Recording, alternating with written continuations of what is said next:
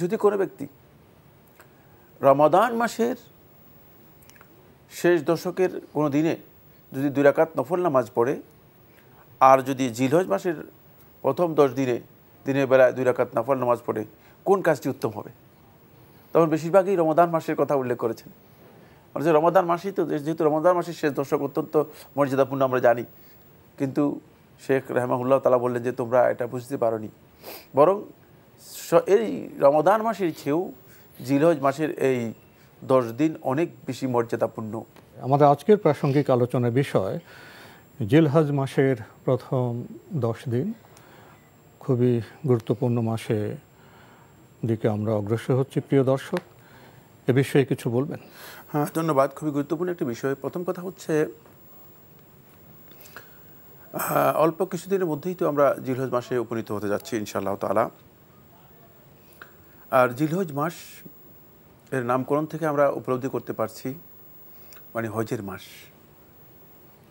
যেহেতু হজের বেশিরভাগ কাজ, বরং প্রায় সকল কাজই এই মাসের মধ্যে সংগঠিত হয়ে থাকে, এই জন্য এই মাসের নামকরণ জিলহজ মাস হিসেবে করা হয়েছে।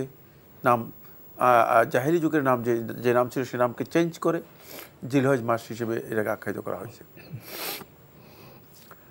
এটি অনেক আগ থেকেই পরিচিত ছিল জিলহজ মাস, কারণ হজ তো আজকের বিষয় নয়। হজ ইব্রাহিম আলাইহিস সালাম ঘোষণা করে গেছেন, ওয়াজ্জিন ফিন্নাসি বিল হজ্জি ইয়াতুকা রিজালান। সেদিন থেকে হজের এই বিধানগুলো ঘোষিত। এখানে আমরা যে বিষয়টি নিয়ে আলোচনা করব সেটি খুবই গুরুত্বপূর্ণ। এখানে জিলহজ মাসের প্রথম 10 দিনের ফজিলত সম্পর্কে আমরা অনেকেই জানি না, এবং এই 10 দিনের ফজিলত যে এত বেশি, এটা আমরা অনেকে উপলব্ধি না করার কারণে এই 10 দিন আমাদের কাছে আমলের দিক থেকে এবং এই 10 দিনে যেই কাজ করা দরকার, ইবাদত করা দরকার, সেগুলোর দিক থেকে একেবারেই অবহেলিত, বরং বলা যেতে পারে যে একেবারে মাহজুর, পরিত্যাজ্য। শেখ ইমাম ইবনে উসাইমিন রাহিমাহুল্লাহ তাআলা তিনি তার এক দার্সের মধ্যে আমরা উপস্থিত ছিলাম এবং তার বইয়ের মধ্যে এটা সংকলিত হয়েছে। তিনি ছাত্রদের প্রশ্ন করলেন, যদি কোনো ব্যক্তি রমাদান মাসের শেষ দশকের কোনো দিনে যদি 2 রাকাত নফল নামাজ পড়ে, আর যদি জিলহজ মাসের প্রথম 10 দিনে দিনের বেলায় 2 রাকাত নফল নামাজ পড়ে, কোন কাজটি উত্তম হবে? তখন বেশিরভাগই রমাদান মাসের কথা উল্লেখ করেছেন। মানে যে রমাদান মাসই তো, যেহেতু রমাদান মাসের শেষ দশক অত্যন্ত মর্যাদাপূর্ণ আমরা জানি, কিন্তু শেখ রাহমাহুল্লাহ তাআলা বললেন যে তোমরা এটা বুঝতে পারোনি, বরং এই রমাদান মাসের চেয়েও জিলহজ মাসের এই 10 দিন অনেক বেশি মর্যাদাপূর্ণ।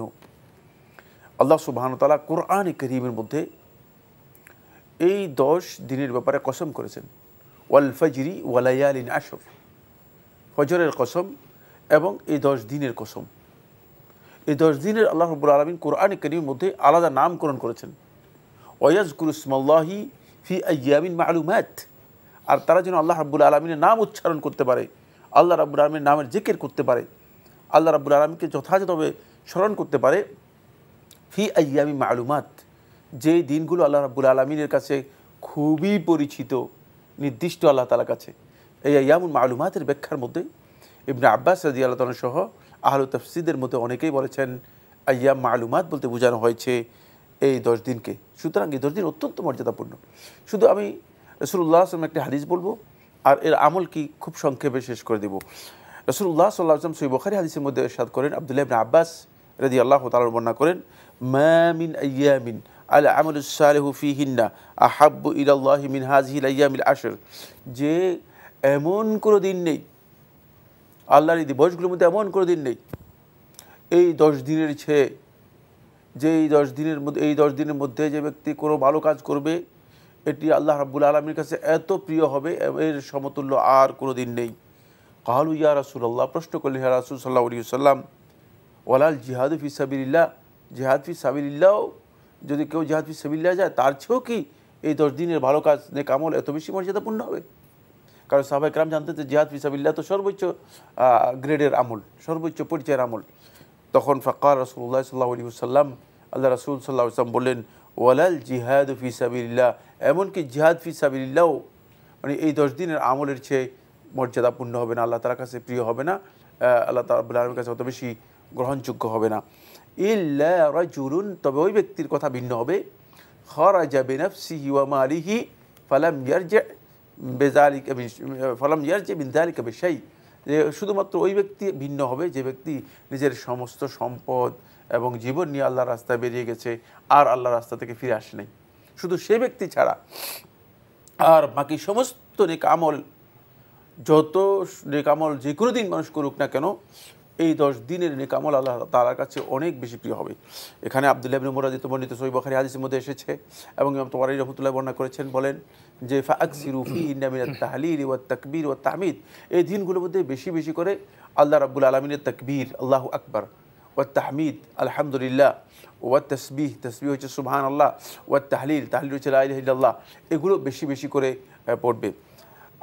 আবু হুরায়রা রাদিয়াল্লাহু বর্ণিত এবং ইবনে উমর রাদিয়াল্লাহু বর্ণিত হাদিসের মধ্যে রয়েছে, তারা জিলহজ মাসের চাঁদ দেখা যাওয়া থেকে আরম্ভ করে তাকবীর শুরু করতেন একেবারেই আইয়ামুত তাশরিকের শেষ পর্যন্ত।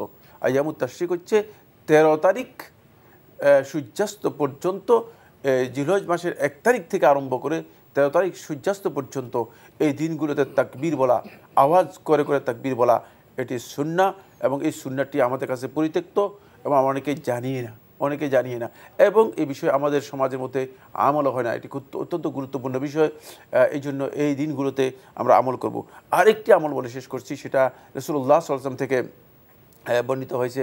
আল্লাহ রাসূল সাল্লাল্লাহু আলাইহি ওয়াসাল্লামের স্ত্রী হাফসা রাদিয়াল্লাহু আনহা বর্ণনা করেন, তিনি বলেন যে আল্লাহ রাসূল সাল্লাল্লাহু আলাইহি ওয়াসাল্লাম নিয়মিত যে আমলগুলো করতেন, লা ইয়াদাউহুন্না, যেগুলো রাসূলুল্লাহ সাল্লাল্লাহু আলাইহি ওয়াসাল্লাম ত্যাগ করতেন না, তার মধ্যে একটি হচ্ছে 9 দিনের জিলহজ মাসের প্রথম 9 দিনের সিয়াম পালন করা। এই দিনগুলোর মধ্যে যিনি ইচ্ছা করেন তিনি 1 তারিখ থেকে আরম্ভ করে 9 তারিখ পর্যন্ত সিয়াম পালন করবেন। আর যদি কেউ না পারেন তাহলে তিনি অন্তপক্ষে এই দিনগুলোর যে কোনো দিনই সিয়াম পালন করবেন, কারণ এই দিনগুলোর নেক আমল আল্লাহ তাআলার কাছে অনেক বেশি মর্যাদাপূর্ণ, অনেক বেশি শ্রেষ্ঠ আমল। সুতরাং সেক্ষেত্রে সিয়াম পালন করা, 1 দিন পারেন, 2 দিন পারেন, 9 দিন পারলে তো ভালো, সিয়াম পালন করার জন্য চেষ্টা করবেন। আরও অনেকগুলো আমল রয়েছে, আমরা সংক্ষেপে কিছু বিষয় আলোচনা করলাম। আমরা জিলহজ মাসের এই 10 দিনের গুরুত্ব উপলব্ধি করি। আর 10 দিনের 9 এবং 10 এই 2 দিন আল্লাহ রাব্বুল আলামিনের কাছে এত প্রিয় যে 9 তারিখ হচ্ছে আল্লাহ রাব্বুল আলামিনের পক্ষ থেকে ইয়াউমুল আতক মিনান নার, জাহান্নামের আগুন থেকে আল্লাহ রাব্বুল আলামিন সবচেয়ে বেশি সংখ্যক লোককে মুক্ত করে দেন। আর 10 তারিখ হচ্ছে আ'যামু আইয়ামিল্লাহি, আল্লাহ রাব্বুল আলামিনের দিনগুলোর মধ্যে সর্বশ্রেষ্ঠ দিন, যে দিনের মূল কাজ হচ্ছে আল্লাহর সন্তুষ্টির জন্য পশু জবে করা, পশুর রক্ত প্রবাহিত করা। আর আরাফার দিন তো রোজা রাখা তো ফজিলত, যারা হাজি নন তারা আরাফার দিনে সিয়াম পালন করবেন। আর এর ফজিলত রয়েছে, সেটা ভিন্ন একটি আলোচ্য বিষয়। তবে এর ফজিলত হচ্ছে রাসূলুল্লাহ সাল্লাল্লাহু আলাইহি ওয়াসাল্লাম বলেছেন যে বিগত এবং আগত 2 বছরের গুনাহ আল্লাহ সুবহানাহু ওয়া তাআলা ক্ষমা করে দেবেন।